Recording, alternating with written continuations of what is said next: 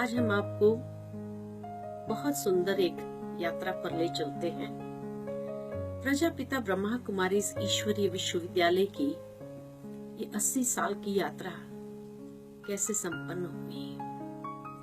इसकी शुरुआत स्वयं परमपिता परमात्मा ने 1936 में दादा लेखराज के माध्यम से किया। दादा लेखराज बहुत ही संपन्न परिवार के थे, हीरे जवाहरात के व्यापारी थे और स्वभाव से बहुत दयावान, उदार दिल, कई मूल्यों से सुसज्जित उनका जीवन था। भक्ति भावना से पूर्ण जीवन में उन्होंने लगभग 12 गुरु किए थे और हर गुरु से कोई न कोई विचित्र अनुभव था। इसलिए उनकी तलाश और आगे बढ़ती थी कि आखिर भी सत्य क्या है। एक समय का अनुभव आपको बताती हूँ कि पिताश्री ब्रह्मा बाबा के घर में नामकरण का दिन था। काफी मेहमान आए हुए थे और अचानक गुरु की टेलीग्राम आई और उस टेलीग्राम के अंदर ये लिखा था कि वो अर्जेंट मिलना चाहते हैं। पिताश्री ब्रह्मा बाबा ने जाने की तैयारी की। परिवार के सभी सदस्य ने रोकना चाहा कि ये नामकरण का कार्यक्रम पूरा हो जाए, उसके बाद आप जाइए।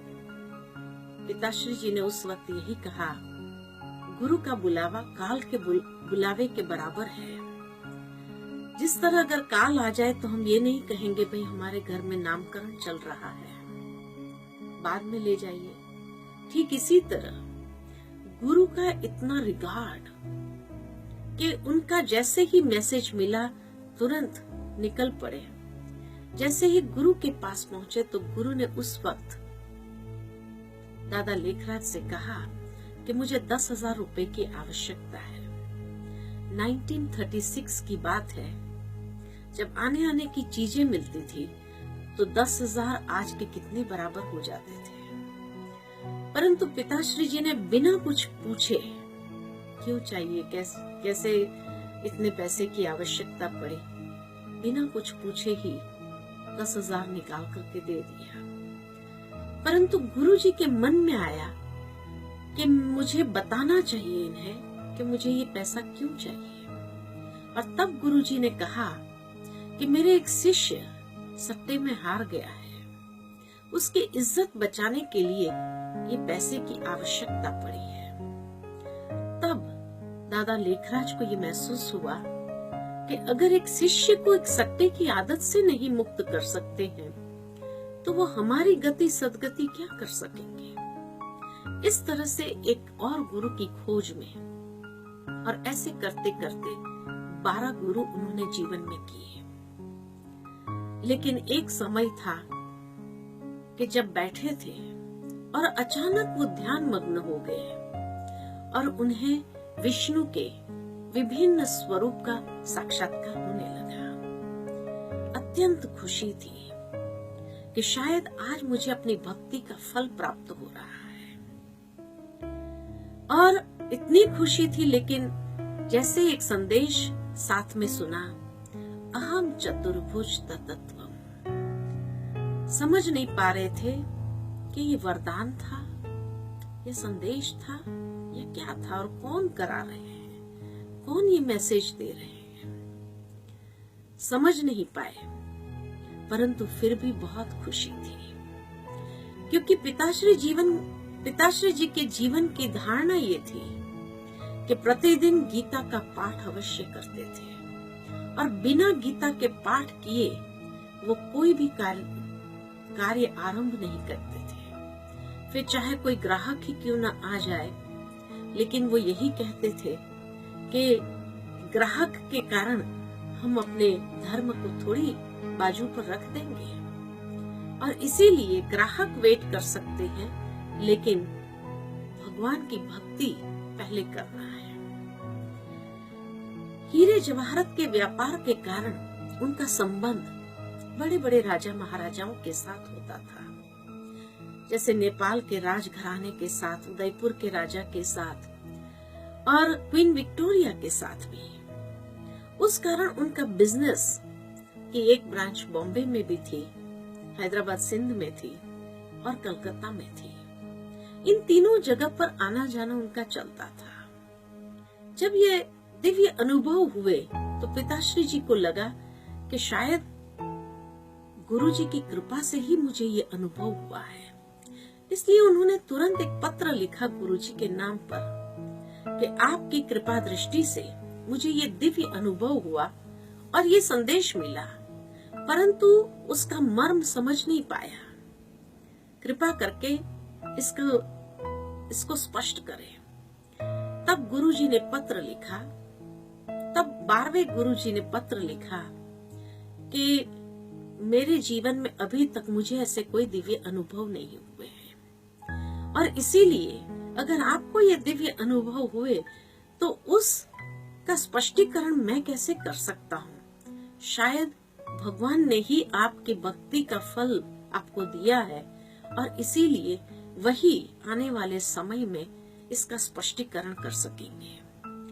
तब पिताश्री जी को लगा कि अगर गुरुजी को भी अभी तक ऐसे अनुभव नहीं हुए तो शायद ये तो भगवान ही कुछ कहना चाह रहे हैं, कुछ करवाना चाह रहे हैं। और इसीलिए जब एक दिन वो कलकत्ता जा रहे थे तो उन्होंने सोचा कि बनारस में उनके एक मित्र रहते हैं, तो शायद कुछ दिन वहां एकांत का समय मिलेगा और उस एकांत में उनको ये उत्तर प्राप्त हो सकता है। इसीलिए बनारस में उतर गए। बनारस में एक दिन शाम के समय में वो गंगा घाट पर चले गए और वहां एक वृक्ष के नीचे बैठ गए, इसी अध्ययन में कि आखिर भगवान क्या कहना चाहते हैं, क्या करवाना चाहते हैं।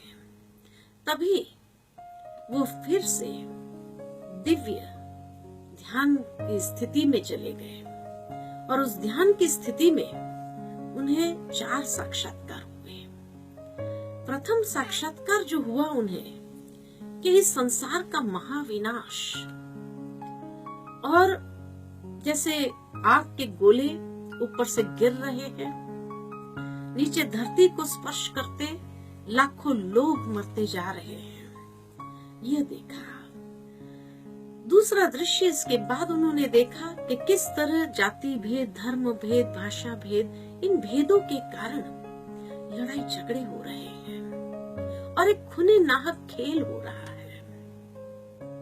उसके बाद तीसरा दृश्य उन्होंने देखा प्राकृतिक प्रकोप का, और कहीं सुनामी उठ रही है, कहीं भूकंप हो रहे हैं, कहीं ज्वालामुखी प्रकट हो रही है और इतने लोग मरते हुए देखे कि ये दृश्य वो देख नहीं सके। तब उन्होंने आंसुओं से भगवान से यही प्रार्थना करने लगे कि हे प्रभु, ये दृश्य मैं देख नहीं पा रहा, इससे तो कोई मोहिनी स्वरूप आपका दिखाइए। और उसके बाद उन्होंने चौथा दृश्य देखा कि किस तरह इस संसार का महान परिवर्तन हो रहा है और पवित्र आत्माएं ऊपर से नीचे उतरती जा रही है और कोई न कोई देव या देवी का स्वरूप लेकर के एक बहुत सुंदर दैवी दुनिया की रचना होती है। और फिर एक आवाज सुनाई दिया कि निकट भविष्य में ऐसे महाविनाश के बाद ऐसी सुंदर दुनिया तुम्हें बनानी है, तुम्हें बनानी है, तुम्हें बनानी है। पिताश्री जी को समझ में नहीं आया कि आखिर भी ये दृश्य कौन दिखा रहा है, कौन इतने दिव्य अनुभव करवा रहे हैं और आखिर भी भगवान क्या कहना चाह रहे हैं। वहां से फिर वो चले, कलकत्ता पहुंचे और जब वो अपने हीरे जवाहरत के दुकान में बैठे, जब हीरे जवाहरत को देखा तो उन्हें ऐसा महसूस हुआ जैसे ये तो पत्थर है। उनका मन नहीं लगा। वहां का बिजनेस उनका पार्टनर देख रहा था। पार्टनर से कहने लगे कि मुझे ये पत्थर नजर आ रहे हैं और मैं अभी ये बिजनेस में रहना नहीं चाहता हूँ, हिसाब कर दीजिए और मुझे अपना हिस्सा दे दीजिए, मैं अलग होना चाहता हूँ।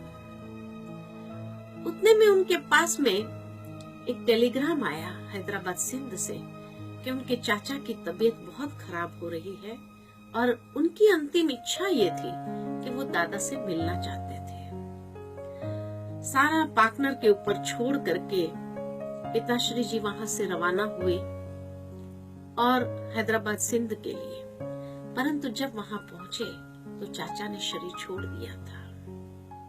लेकिन जब बॉडी रखी थी और उस समय बॉडी के पास बैठे थे और ये पूर्व दिव्य अनुभव का चिंतन भी चल रहा था, वो बातें भी मन के अंदर आ रही थी कि उसी समय उन्हें एक और दिव्य अनुभव हुआ कि चाचा के अंतिम समय की स्थिति, आत्म साक्षात्कार हुआ कि शरीर और आत्मा दो चीज है।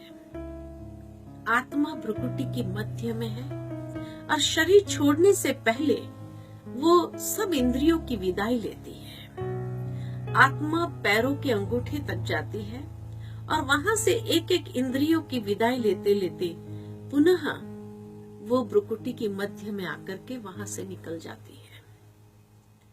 इसीलिए कोई भी व्यक्ति जब शरीर छोड़ता है तो सबसे पहले पैर ठंडे हो जाते हैं, फिर बदन और लास्ट में ये हिस्सा ठंडा होता है, क्योंकि जब तक आत्मा उस स्थान पर है तब तक एक गर्माहट रहती है। कहने का भावार्थ के आत्म अनुभव तब किया। उस समय उनके अंदर यही आया, मैं भी आत्मा हूं। पत्नी को देखते थे तो लगता था यशोदा भी आत्मा है, बच्ची को देखते थे, बेटे को देखते थे, नारायण भी आत्मा है, राधिका भी आत्मा है। हर परिवार के सदस्यों को आत्मभाव से देखने लगे और बहुत सुंदर अनुभव होते थे।